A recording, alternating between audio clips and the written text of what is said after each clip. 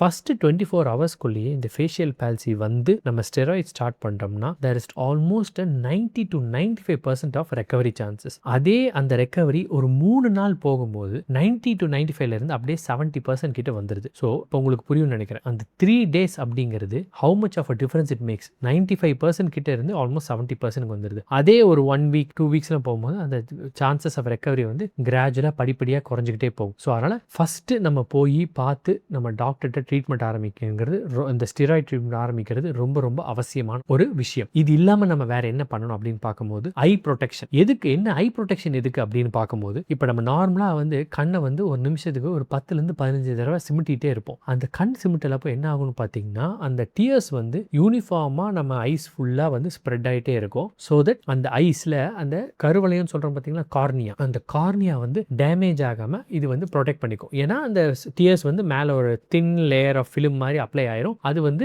அந்த கார்னியா வந்து எந்த விதமான டேமேஜ்ல இருந்தும் ப்ரொடெக்ட் பண்ணிக்கும். இப்போ இந்த ஃபேஷியல் பால்சி வந்துச்சுன்னா என்ன ஆகும்னு பார்த்தீங்கன்னா அந்த பேஷண்ட்ஸ்னால கண்ணை மூட முடியாது. அப்போ அந்த கண் சிமிட்டல் வந்து இருக்காது. அந்த கண் சிமிட்டல் இல்லாமல் என்ன ஆகும்னா அந்த கண்ணு வந்து சிமிட்டாகும் போது அந்த கார்னியா வந்து ட்ரை ஆயிரும். அது ட்ரை ஆச்சுன்னா அது வந்து நம்மளுக்கு கார்னியாவில் வந்து டேமேஜ் ஆகிறதுக்கு வாய்ப்புகள் இருக்கு. இது உடனே நடந்துடாது. பட் ஆனால் நம்ம அதை ப்ராப்பராக ப்ரொடெக்ட் பண்ணாமல் விட்டோம்னா ஒரு ஃபியூ டேஸில் இது வந்து நடக்கிறதுக்கான சான்சஸ் ரொம்பவே அதிகம். அந்த கார்னியாவில் வந்து ரொம்ப சிக்னிஃபிகண்டாக டேமேஜ் ஆயிடுச்சுன்னா நம்மளுக்கு கண் பார்வையே போகிறது கூட வாய்ப்புகள் இருக்குது. ஸோ நம்மளுக்கு அந்த பெல்ஸ் பால்சின்னு தெரிஞ்சிச்சுனாலே நம்ம கண்டிப்பாக வந்து அந்த ஐ ப்ரொடெக்ஷன் பண்ணுறது ரொம்பவே ஒரு அவசியமான ஒரு விஷயம்.